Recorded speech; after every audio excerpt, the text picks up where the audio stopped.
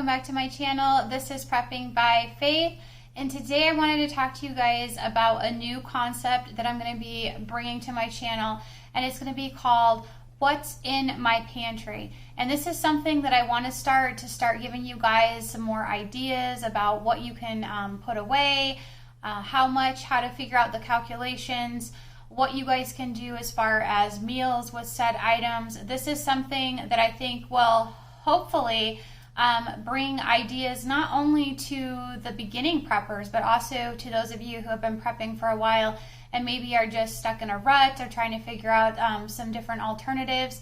And so I just figured this would be something that could be unique to me, unique to my channel. And as many of you know, when you have been hauling food for as long as we have, that's why I just haven't had as many grocery haul type videos. We are literally stacked to the rafters at this point. I don't have an inch of space remaining to sort of put anything because we are more than stocked in our household. So I'm just going to be pulling items that I already have and sharing those items with you, giving you guys some more ideas of things that you guys can get stocked up on. And if you guys do notice, I do have some of my Christmas out behind me. I know it's early. I know I'm going to get chastised for that, but that's okay because it makes me happy. And I really want to encourage you guys to find the little things in your life that bring you joy. And you know, if Christmas is it and putting out some of your Christmas decorations puts a smile on your face, then why not? I'm all for it. So let's go ahead and get started on this, and I will start sharing some of those items with you.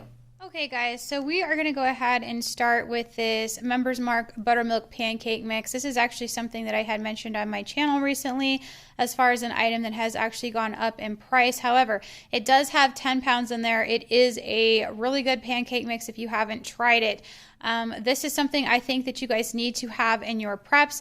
You can either leave it like this in the bag and it should last you for several years. If you don't feel comfortable with that, you can go ahead and repackage it into some Mylar with some oxygen absorbers.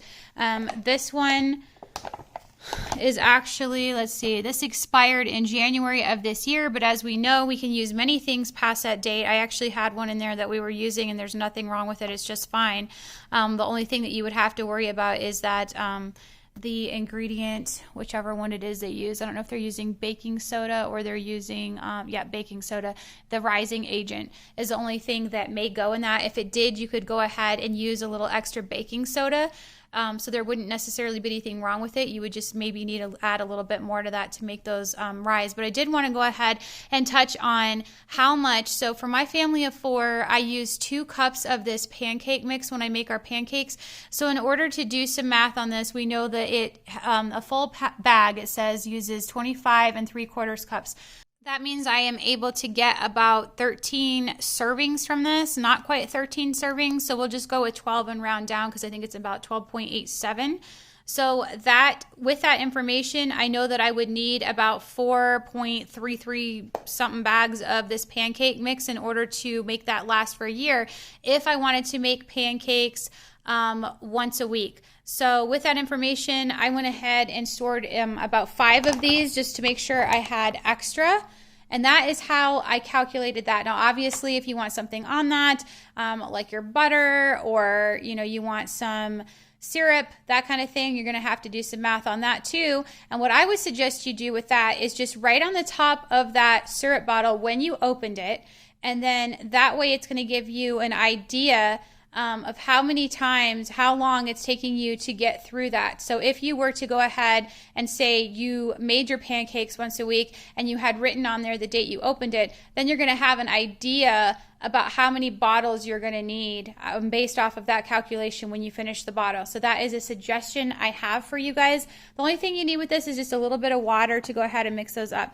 The other thing I wanted to touch on is boxes of cereal. So there's a lot of information in the community and people will tell you, you know, you don't want to go ahead and store any kind of sugary cereals, that sort of thing. And my experience, now this is just my experience, I have been able to use these cereals unopened like this because they do go ahead and and pack them with the nitrogen. So there is already nitrogen inside of these bags if they are unopened. I have been able to use them up to a year past that expiration date. And as we know, many of these cereals, when you purchase them, are going to be good a good 7 to 9 months out anyways. And so you could comfortably, I would say, go at least several months past that if you're not comfortable going as long as I have.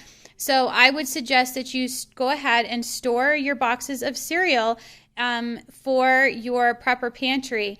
And then you could go ahead and do some math calculations on that as well. So if you go through, say, 2 boxes of cereal a week, you know that you need 104 boxes to get you through a year. The other thing I purchased is just some of those instant oatmeal packets. I think this is a good thing to have in your preps. Obviously, you could go ahead and store your regular oats as well. Those are another really good prep to have. I have quite a bit of dried oats in our preps. You can package those up in Mylar as well to get them to store a lot longer with oxygen absorbers. I did want to go ahead and mention some of these other things that I think are good items to add to your pantry. If you guys haven't heard of this, this is the B&M baked brown bread. So this bread is bread in a can. It's already ready to eat. It is a little bit sweeter than, say, a traditional bread, but it is very tasty. Our family likes it. This is something that you can probably find on Amazon. I believe that's where I got mine. I'm not exactly certain of how much it is now, guys. I bought this quite a while ago, but these are something that will store for quite a while as well. They don't have a lot of fat. As you can see, it's 99% fat-free, so it's just something that you can have in case of an emergency. The other thing would be your Pilot bread crackers. Now, these kind of crackers, unlike your soda crackers, are going to be good for at least 30 years. They last a very, very long time. They are like a hardtack, so they are going to need to be, you know, sort of soaked in a soup or a stew or a casserole or something like that. But it is a really good emergency food to have on hand. I did want to go ahead and touch on things like your chicken broth. I think chicken broth is one of those things that you guys should have in your prepper pantry. I keep about a year's worth of this on hand. I go through a lot of chicken broth, so I know when I go ahead and make, say, a soup, that it takes me about 2 cartons of this. So I've done math accordingly for that as well. And that's how you can do that. You just need to figure out how many you're using, how often you want to make said item, and then just do some simple math to figure out how much of this you want to store. I like to have chicken broth on hand because if there was a situation where I didn't have access to water, I mean, you can have things like your bouillon cubes and the powders. I would suggest you do have some on hand. But if water was scarce, it would be a lot easier to have something like this where you don't have to waste any of your precious water on trying to create that broth. So that is another option.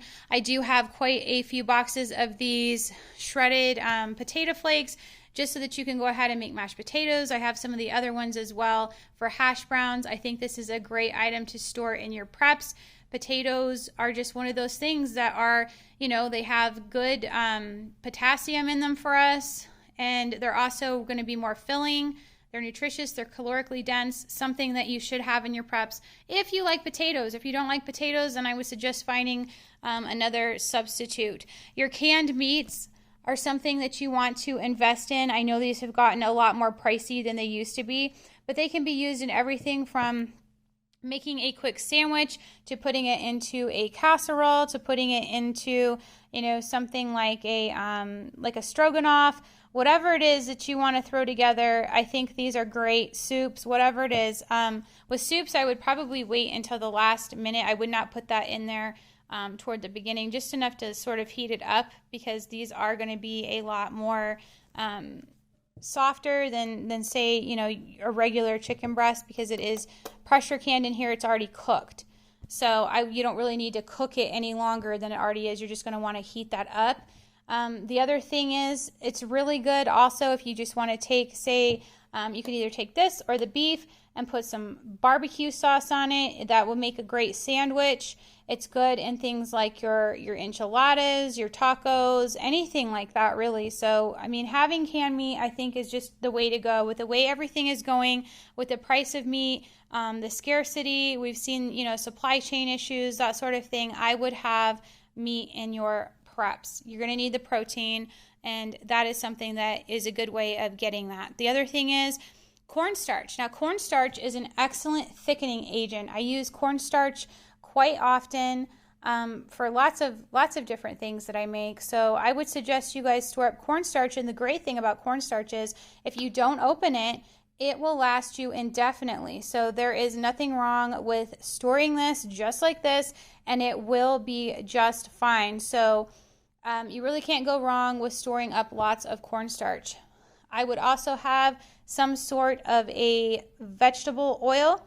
Now, whether you go with olive oil or you go with canola or you go with another healthy alternative like a coconut oil, oil is one of those things that you're going to need for your baking, your cooking, all sorts of things. So you're going to need plenty of vegetable oil.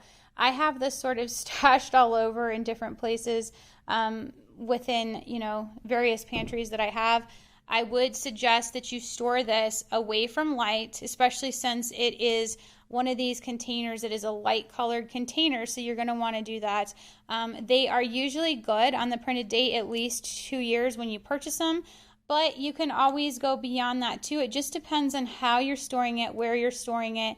And I would suggest you guys do your own research. Don't always take my word for it, but I have not had any issues with stuff like this, but we go through quite a bit of vegetable oil anyhow.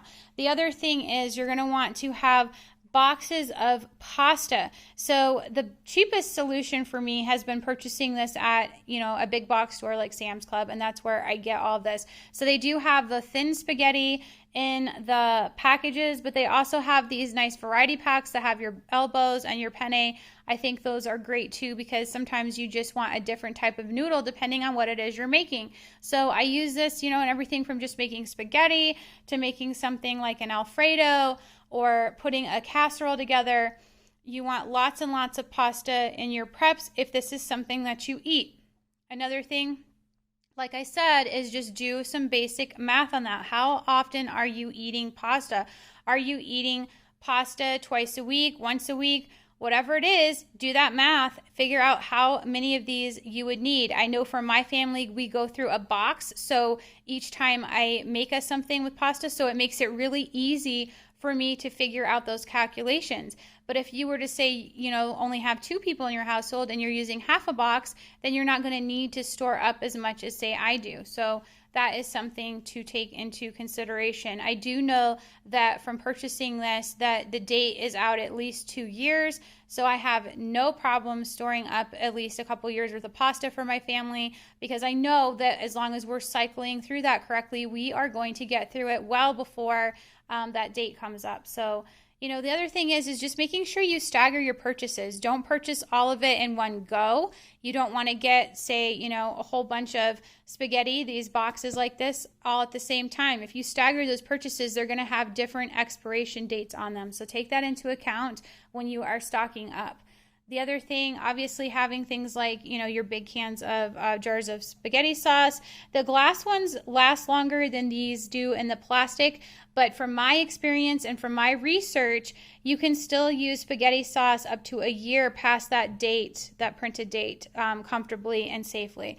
The other thing, obviously, having things like your Alfredo sauce. This is just a nice alternative. If you get tired of red sauce, these last a very long time as well. Those are usually, when I pick them up, a good 2 years out. You can also use things like this. Your Campbell's condensed soups are excellent for your casseroles. Cheddar cheese, I use a lot of the cream of chicken, and they do sell this in cases in your big box stores as well, so that you can save a little bit of money. So I would suggest having that in your preps. Obviously, plenty of spices, guys. I brought these 2 out here just because these are the ones that I would not want to be without. I use onion in everything. I use garlic salt in absolutely everything. If you guys have watched any of my cooking videos at all, you know how much garlic salt. I love my garlic salt. I just use it all the time. It's something that I wouldn't want to be without. So it is something that I have heavily stocked up on. And spices are another thing that lasts quite a while past that date. They might not have, quite the potency that they do, but as long as you're storing them in a cool, dark, dry place, they will last you a very long time. The reason I have this AUGASON Farms vegetable stew blend out here, guys, is because this is such a great versatile item. It has your cabbage, your potatoes, your peppers, your carrots, and your celery all inside of it. And when I made that soup, I was just so amazed at how tasty it was. And I feel like this is an excellent base for, really so many different soups and stews that you would want to make. And I feel like canned vegetables are wonderful to store, but when it comes to stuff like, say, a soup that you're making, some of those can be kind of on the mushier side. So, obviously things like your canned corn are going to be just fine. And I actually added corn and tomatoes to the soup that I made. If you guys didn't see that video, I will link it for you in the description box so you can check that out. But I would suggest having this in your preps, or you could go ahead and even dehydrate some of your own vegetables if you wanted to.